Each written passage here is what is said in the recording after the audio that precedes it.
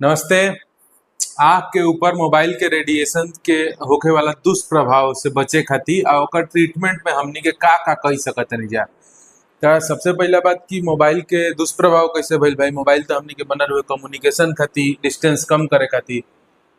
जैसे खाना खाए के नियम होला कि बैठ के खाए के बा, पद्मासन में बैठ के खाए के बा, सुखासन में बैठ के खाए के बा। मोबाइल के तो कोनो नियम नहीं है। कभी मोबाइल आपके ऊपर, कभी आप मोबाइल के ऊपर। टू मच फन। दूसरा चीज, रात भर यूज हुई, 1 बजे भी हुई, 2 बजे भी हुई, 3 बजे भी यूज हुई। तो लाइट के कंपोनेंट होला violet, indigo, blue, green, yellow, orange, red.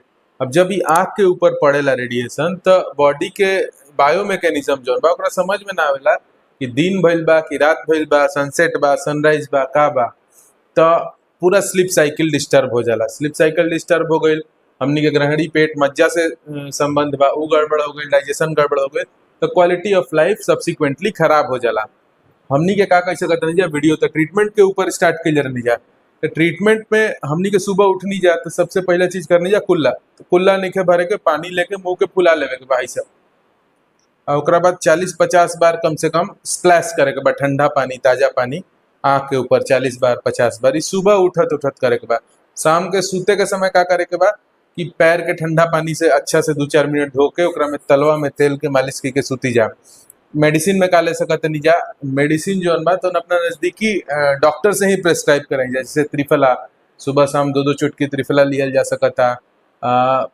पूज्य शंकराचार्य जी के गुरु जो पूज्य गोविंद पादाचार्य जी की बुक रह लिया रसतंत्र, ओकरा में बतावल गइल बा रस हृदय पोटली नाम के एक दवाई। ओकरा में शतपुटी लो बा, सहस्त्रपुटी अबरक बा, और भी बहुत सारा भस्म बड़सन। तो नेत्र के हर विकार में ओकर ट्रीटमेंट। लेकिन ओकरा खातिर अपन नजदीकी ऑप्थेल्मोलॉजिस्ट जे आयुर्वेद फिजिशियन बा, जे कि आँख के ऊपर प्रैक्टिस करता, ओकरा से देखा के ही ली जा। बच्चन के तो हमनी के स्क्रीन टाइम कम कर देनी जा।